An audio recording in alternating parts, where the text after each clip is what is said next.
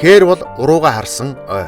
Хээрийн экосистем дор өвслөг ургамал зөнхлөн ургах экосистемийг ойлгох бөгөөд дэлхийн 30-40%-ийг хээрийн экосистем эзэлнэ. Бидний мэдж байгаагаар өнөөдрийн хээрийн экосистем 5 сая жилийн өмнөөс хувьсан хөгжиж ирсэн. Хээр бол хүн үүснээсээ хойш хамгийн түрүүнд эзэмшин ашиглаж ирсэн экосистем тул түүний өнөө цагийн хувьсэл өөрчлөлтийг хөнгүүгээр төсөөлөхгүй. Бидний саяхнаас мэдсэн нэг гол зүйл нь хээрийн экосистем мөн ялгаагүй уур амьсгалын өөрчлөлтийг удаашруулна.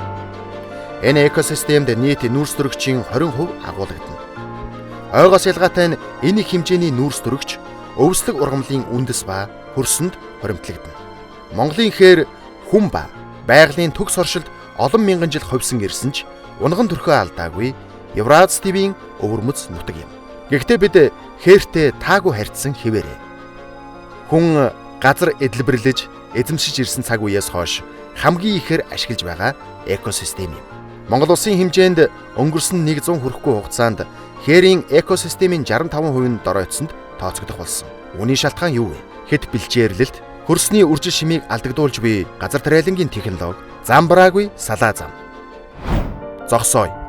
Монгол улс зөвхөн хээрийн экосистемийн доройтол малын тоон хэд өсөлтийн улмаас 21 сая 635 мянга 700 тонн нүүрс төрөгчийн хийг агаар мандалд ялгаруулж уур амьсгалын өөрчлөлтийг түргэсгэж байна.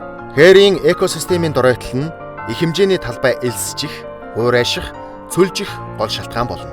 Хээрийн экосистемийн доройтол нь Төв Азийн биологийн олон янз байдлын дийлэнхийг агуулах Монголын хээрийн олон төрөл зүйлийн хомсдлын шалтгаан болж байна.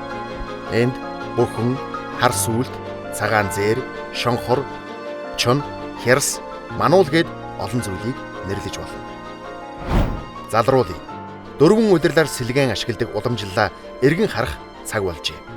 Хээрийн экосистемийн ургамлын нөмөргийг хадгалахын тулд ургамлын үр тоосыг хамгаалах, тоос хүртээгчдийн амьдрах орчныг тогтвортой байлгах хэрэгтэй. Монгол хүн бүр хээрийн экосистемээ дээдлж, түүнд үзүүлэх ачаалал, үлдээх улам руу ногооруулахыг зорин зөвхөн замаар хөрс ургамлын нөмөргийг бага хөндөх шаардлагатайг ухамсарлах цаг нь болжээ. Засъя. Бид суул элсэн тарамцгийг бэхжүүлж, ургамлжуулж чадсанаар хээрийн экосистемийн цөлжилтөөс сэргийлнэ. Бид хээрийн бүсэд цөөн орших булаг шандаа хамгаалж чадаж гэмээн хээрийн экосистем цэцгэлнэ.